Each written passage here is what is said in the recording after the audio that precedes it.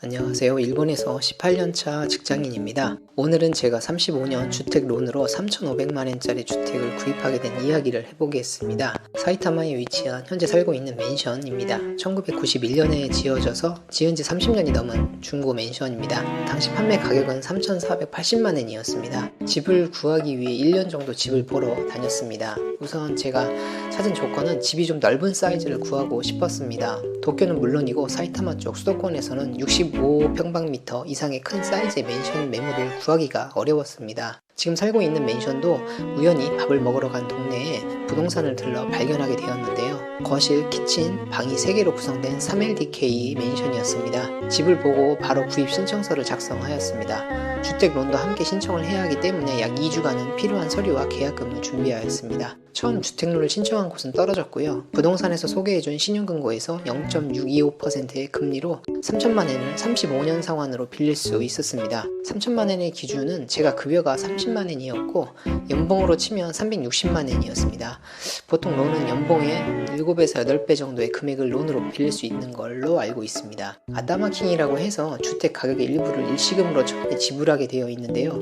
저희 경우 집값에서 400만엔을 지불하는 조건으로 론을 받을 수 있었습니다. 부동산 수수료와 취등록세 등 이런저런 부대 비용을 합쳐서 제가 맨션 구입에 지불한 금액은 총 670만엔 정도였던 걸로 기억합니다. 대략 이사하기까지 한 달 조금 넘는 시간이 걸렸습니다. 저희 초기 비용이 조금 많이 들어갔다는 생각도 들기도 합니다. 당시에는 제가 부동산에 대한 공부도 하지 않았고 부족한 지식에 맨션을 덜컥 사버린 것 같다는 생각이 듭니다. 지금이라면 이런 맨션을 이 가격에 구입하지는 않았을 것 같습니다. 매달 주택론 이자와 원금 상환액이 대략 8만엔입니다. 그 외에 매달 관리비가 15,000엔, 수선비가 15,000엔, 주차장 17,000엔 해서 47,000엔을 납부하고 있습니다. 주택론 8만엔과 관리비 등 매달 총 127,000엔을 납부하고 있습니다. 대략 이 정도의 맨션을 월세로 산다고 해도 13만엔 정도는 지불해야 할 것입니다.